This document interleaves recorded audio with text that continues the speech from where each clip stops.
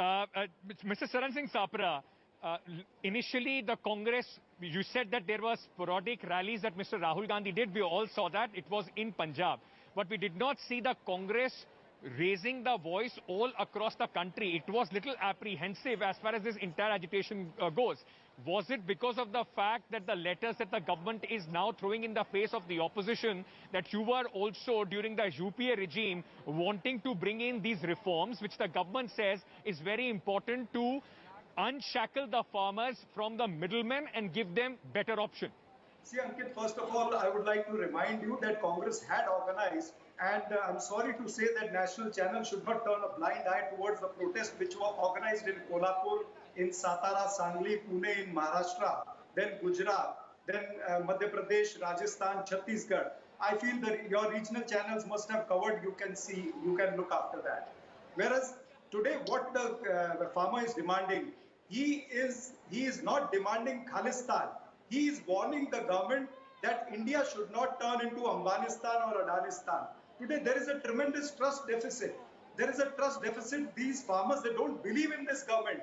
They know that this government has been telling lie again. I get that, but I want a straight answer on the similar reforms that the UPA regime wanted to bring.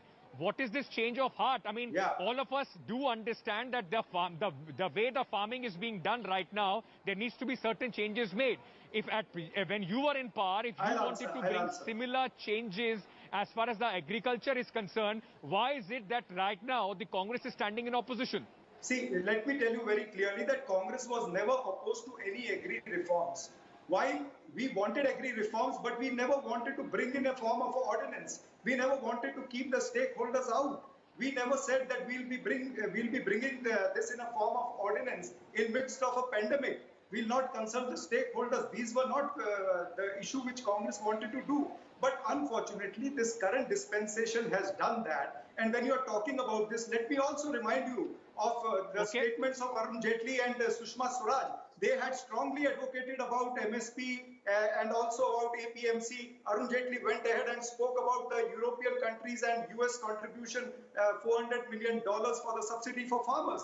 Pradhan Mantri, Prime Minister Narendra Modi in 2011, when he was the chairperson of that committee, Corporate Affairs Committee, he himself advocated MSP. He wanted MSP to be mandatory, and he also wanted to protect APMC. He wanted fast-track ports. He wanted the essential commodities to be excluded from the future trading. And I will take that to Sardar RP Singh, because right now